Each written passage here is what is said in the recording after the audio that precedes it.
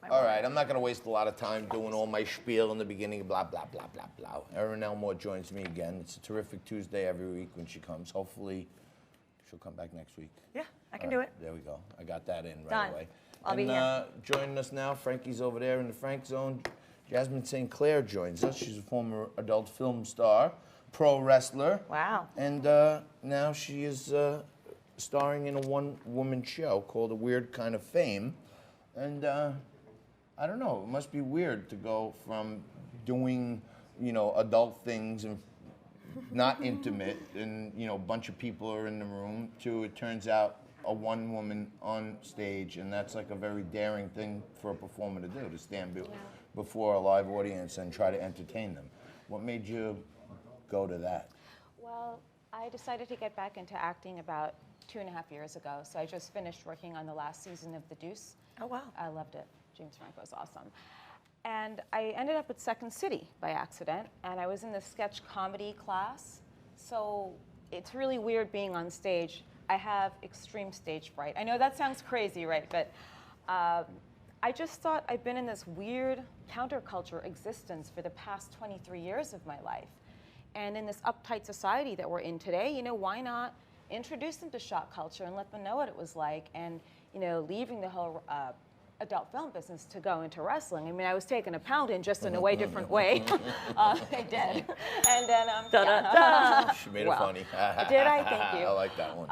Is that one of the lines? No, it's not. Well, I just came up with it. That's a I good should? one. Yeah. Okay, you're going to be my secret writer, my ghost writer. If you want, I'm here for you. So now we're trying to pitch a podcast based upon it, because in this whole weird kind of fame, there's so many different stories that go into it, like hanging out with OJ on New Year's Eve, the Nikki Sixx story, everything like that. What is the Nikki Sixx story, Yeah, for those of us who don't know? Is this Story. PG? Well, I don't know. Are you PG? Give us the kindergarten Give us the version. Reader's Digest Okay, the version. kindergarten version. I had my own show in Vegas when it was cool at the Sahara. It was hosted by Ron Jeremy, but it was a Vegas-style show.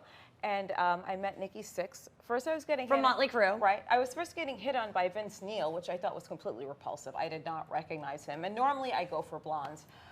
Wait a minute. Could I time out this story? Yes.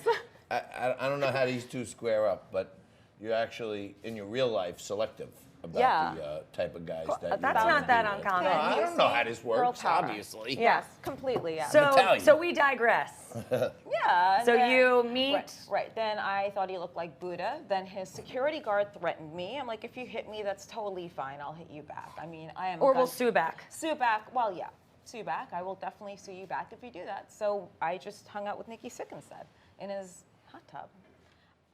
Yeah. That's the whole story? I said the kindergarten Oh, version, You got and the kindergarten and it shall G-rated. stay. We got the G. For my But little, there was no filmmaking or anything like that. It was just a adult evening. Yeah, I would never do that. Like, Yeah. put a celebrity on film with me. How I don't- scary is that? Isn't it? It's, Yeah. yeah, it's insane. And now people with these cell phones everywhere. Like, I existed in this whole era before cell phones. It's part of the mystique and being a part of that. If there was like Twitter and Instagram around that time, I'd be so screwed. And that you've been a part of this counterculture Yeah. in so many different levels, and in a way, it seems to me that you're empowering women. And Really? I would say so. Do you feel that you are speaking to the women in the audience, the men, or everyone? And what is your message to both? It's to everyone, and I just don't like people being shamed for anything these days, for anything they do. I am a gun owner. I get shamed for that all the time. I do a lot of tomboy things. There are people that are very afraid of coming out of, whatever closets or shells they're in. Everyone has a different takeaway, and it's really weird. There are people that are homosexual that come to my shows, people that are of different ethnicities, and they're just not ashamed to be whatever. I'm up there on a stage by myself talking about this stuff. They're probably judging me too. And it's okay to be judged. I don't really care. So it's a safe space for everyone in a way. Yeah, it's definitely a safe space for any and everyone. So speaking of being by yourself, I'm lucky because I'm getting to sit over here with you two beauties. But Frankie's all by himself over there. I'm quite Hannibal disappointed.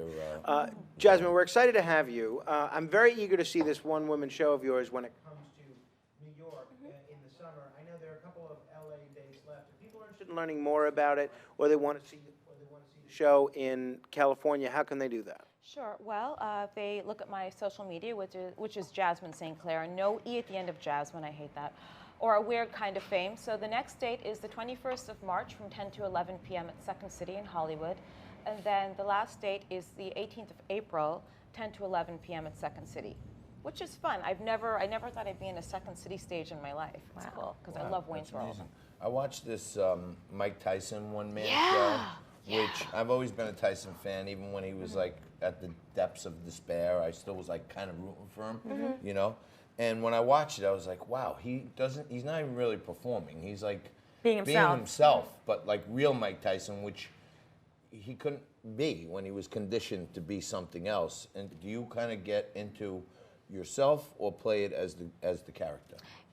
Actually, when you brought up Mike Tyson, that's the only one-person show I could actually relate to. I mean, I too did a small stint in Camp Fed, but